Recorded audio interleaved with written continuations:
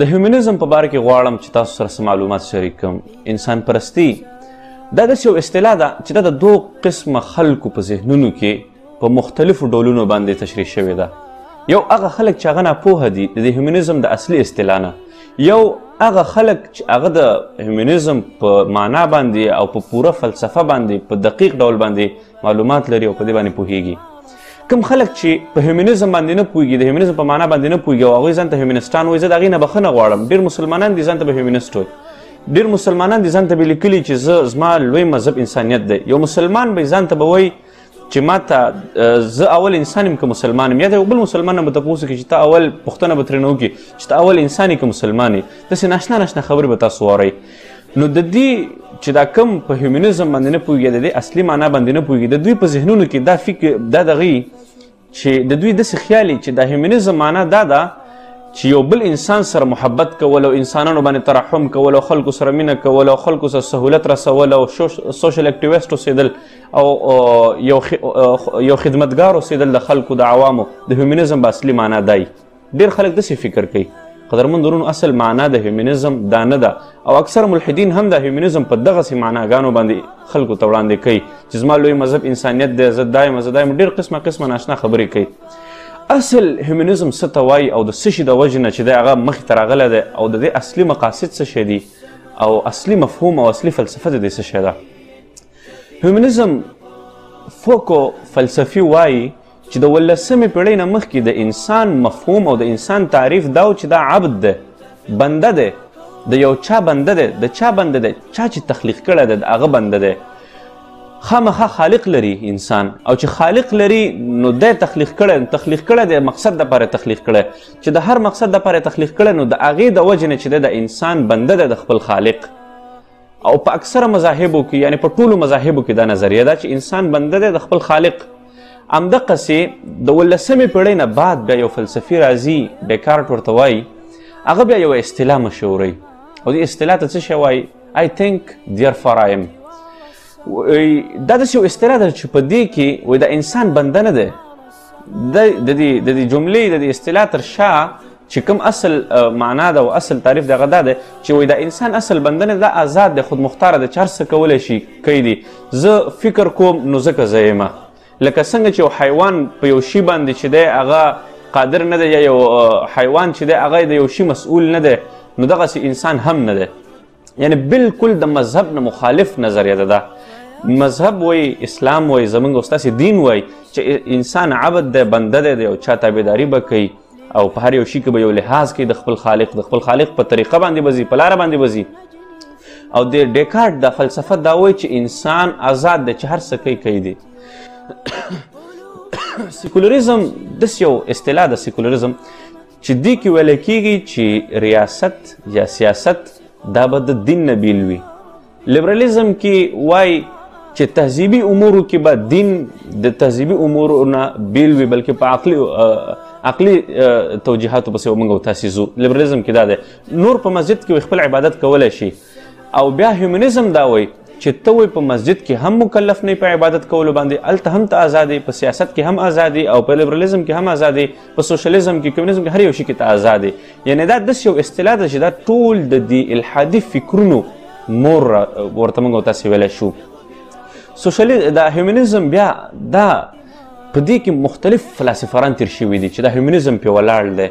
په هغې کې لکه مثال د خبرې کارلس لیمانټ راځي، هغه یو کتاب دی فلسفي آف هیومنزم. هغه بیا په دې هیومنزم کې په دې 12مه 13مه 14مه په دغه صفحاتو کې د هیومنزم 5 مادې ذکر کوي. اول نمبر ماده دا ده چې انسان وی باید هغه په میټافیزیکل یا مابعد الطبیعاتو باندې یقین ونه لري. جنت، جهنم، ملائکې، جنات، شیاطین، وی دا هیڅ هم نشته دی. هغه مکمل د دې هیومنزم چې 5 کمې مادې دي دا داسې ذکر کوي چې دا هیڅ هم نشته، مابعد الطبیعات هیڅ هم نشته دی. دویم نمبر باندې ماده دا ده چې وی انسان به خامخا 100% کې په ساینس باندې یقین کوي چې د ده په مشاهده کې او د ده په تجربه کې څه شی په دې باندې به یقین کوي چې د ده د مشاهدې او د ده د تجربې نه باندې نو په هغې باندې به یقین نه کوي، یعنی ایمانیات به پکې بالکل نه وي. دریم نمبر باندې د هیومنزم اصل ماده دا ده چې انسان به خامخا په تقدیر، په خیر او شر باندې په دې به یقین نه لري، په په قبر باندې په آخرت باندې په دې شیانو باندې به د انسان یقین نه خیر او شر به صرف هغه چې د انسان کم عقل مني او انسان ته کم واضح وي. څلورم نمبر خبره دا ده چې انسان به قطعا په وحي باندې عمل نه کوي، بلکې د انسان عقل چې څه وایي د انسان عقل چې څه وایي هغه به انسان کوي. او پنځم نمبر خبره دا ده د هیومنزم هغه اصل ماده دا ده چې کله هم یو انسان خودمختاره شي نو هغه بیا هر خپل اخلاقي عمل چې دی هغې کې آزاد دی. اخلاقي عمل کې چې کوم هغه انفرادي عمل دی په دې کې چې دی دته څوک څه نشي ویلی. بیا همدغه پنځه مادې چې کوم دي سټیفن لا بیا په خپل کتاب کې ذکر کړی د هیومنزم په کتاب باندې د شارټ انټروډکشن کې هغه بیا 18 او 13 صفحه کې هم دغه پنځه مادې راوړي دي او د هیومنزم یې همدقسې برقراره ساتلی دی. نو د هیومنزم اصل مطلب دا دی چې په الله به یقین نه لري، په خیر او شر باندې به یقین نه لري، په فرشتو باندې به ملایکو باندې به یقین نه لري، په شیاطینو، په جناتو، په عذاب قبر باندې او دغسې وحي باندې، په انبیاو باندې، دی یو شي باندې به هم یقین نه لري. که په دې شیانو باندې ته یقین لري ته هیومنست نه یې، او چې ته کله ته هیومنست شوې نو بیا به په دې شیانو باندې یقین نه لري. نو ډېر مسلمانان دې ځان ته هیومنست وایي په زوره، یعنې دغه شي کې چې دی که یو انسان خبر شي د دې اصل مفهوم نه هغه بیا هم ځان ته هیومنست وایي نو دا پې کافي حده پورې د اسلام نه وتلی شي او ډېر لرې حده پورې رسېدلی شي. اوس راځو دا دویم طرف ته چې دا هیومنستان وایي چې موږ انسانیت پسند یو، انسانانو باندې موږ ترحم کوو، موږ ته انسان قیمتي دی، موږ ته انسانیت مهم دی، دا اوازه خوروي، دا چیریټیز او دا چې کومه خیریه ادارې دي او دا حساب کتاب دوی مخې ته کوي او وایي چې موږ سره خو د انسانانو قدر دی. موږ د یو انسان ته اهمیت موږ د هغه په مذهب باندې یا د هغه په دین باندې یا په دغه باندې نه ورکوو چې بس انسان دی موږ احترام کوو. راځو لږ د دې ملحدینو د انسانیت به وګورو چې دوی کې څومره د انسانیت ماده ده. یو څو مثالونه به زه تاسو ته درکړم. که موږ تاسو چېرته وګورو په تیر تاریخ کې چې ټولو نه زیات قتل عام چا کړی دی نو هغه ټول ملحدین دي. که موږ تاسو د چنګیز خان وګورو چې 40 میلیونه انسانان یې قتل کړي دي، ماو زیتنګ موږ تاسو وګورو 72 میلیونه انسانان یې قتل کړي دي، بلکې 88 میلیونه. همدغسې جوزف ستالین دی هغه 10 میلیونو نه زیات انسانان قتل کړي دي. همدغسې یو تحریک دی لیگ آف میلیټنټ ایتیسټ په نوم باندې هغه د 1.8 میلیون نه زیات انسانان قتل کړي دي. حتی تر دې پورې چې په چین کې په سوونو د 100,000 نه زیات مساجد چې د هغه ختم کړه شوي وو، سوځېدلي وو او د انسانانو صرف او صرف د ملحد کېدلو دپاره. یعنې دا د دوی د هغه انسانیت احترام دی. ګوره یو خوا وایي چې هیومنست باید چې آزاد وي، په خپله رایه کې په خپل هر یو شي کې باید خودمختاره وي، خو بله خوا د خلکو د ملحد کولو دپاره چې دی دوی دومره ظلم کړی دی. همدغسې قدرمند ورونو ډېر شیان داسې دي چې په تاریخ کې پټ دي. دا اوسني چې کوم نظامونه روان دي، مثال له خبرې چې کوم میلمانه مخکې راغلي وو لیننیان، هغوی چې څومره په چیچنیا په نورو ځایونو کې او بیا دلته چې زموږ او ستاسې په دې وطنونو کې څنګه کارونه وکړل هغه ټول مکمل په الحاد باندې ولاړو. دا اوسني چې کوم دي مثال له خبرې دوی هم څه انجیل یا څه تورات یا څه قرآن شریف هلته نه دی ایښی چې د هغې نه دا قوانین یا په مذهب باندې عمل کوي، نه دا هم په مذهبو باندې جوړ شوي دغه دي، عقل باندې جوړ شوي نظام دي، عقل باندې د خپلې خوښې مطابق د خپل مفاد مطابق جوړ کړي. بیا دې ته نه ګوري چې د چا وینه پکې تویږي نه تویږي، په میلیونونو انسانان دوی ته یو عامه خبره ښکاري. همدغسې زه یو وړوکی مثال زه تاسو ته ووایم چې لیوپولډ په نوم باندې یو کس و د بیلجیم و. دا خبره تاسو یو معلوماتي طور باندې کوم. داسې کار وشو چې د 18مې او د 19مې پیړۍ په منځ کې د 1890 نه واخله تر 1910 پورې په دې وخت کې په دې دنیا کې د ربړ چې کوم دی د موټرو ټایرونو کې لګېږي یا داسې نورو ځایونو کې لګېږي د دې کمبود شو. او په دې وخت کې چې د موټرو د کمپنیګانې ډېرې زیاتې مخ په ترقي باندې لاړلې، ډېر زیات موټرونه جوړېدل په دنیا کې، د دې ډېر زیات ډیمانډ شو، بزنس ډېر زیات تیز شو. د بیلجیم یو بادشاه و لیوپولډ په نوم باندې او هغه یو افریقایي ملک ته ځي، فکر کوم ګانا په نوم باندې ملک دی، هغه هلته ځي او هلته دا ربړ ډېر زیات کېده په هغه وخت کې. نو دوی هلته راړل، د خپل فوجیان یې هلته ولېږل او جبرن یې د هغه منطقو خلک یې ځنګلونو ته به یې لېږل، د هغوی چې کوم کورواله او ماشومانو زنانه و هغوی باندې به دوی اسلحه کېښوستل او په زور باندې به یې ورته ویل تاسو ځنګلونو ته لاړ شئ، دونه حده پورې ربړ راوړئ موږ به بیا تاسو پرېږدو، دونه حده پورې به پرې ظلم کوو. چې هغوی به لاړه دلته به د دوی د ماشومانو سره زنانو سره به مظالم کول، په دوی به جنسي تیري کول او هغوی باندې چا کم خلک به لیږل کم ځوانان به ځنګلونو ته لیږل هغه به دومره حده پورې په هغې باندې تکلیف شو چې ډېر به پکې زیاتره اکثره د لوږې نه مړه کېدل ډېر زیات به پکې چې داسې و چې هغوی به بېرته راتللی نه شو د لوږې نه د ظلم د لاسه په وړه وړه خبره باندې به انسان وژه حتی تر دې پورې چې 15 لکه انسانان دي صرف هغه یوازې د خپل د ربړ د بزنس لپاره چې دی ختم کړي په تاریخ کې موږ او تاسو ته لیوپولډ بالکل نه ښکاري چې دا څوک و څوک نه دومره غټ قتلیام یې کړی قدرمند ورونو د مذهب په نوم باندې قتل بله خبره ده زه دلته د خپله خبره د اسلام کوم صرف او صرف د اسلامي قوانینو دفاع کوم زه دلته که چېرته عیسایانو چې د خپل مفاداتو دپاره قتل کړی یا که هندوانو کړی یا د بودایانو کړی زه د هغې خبره نه کوم هغوی کړی د هغوی هر یو شی چې کړی د هغوی خپل کار دی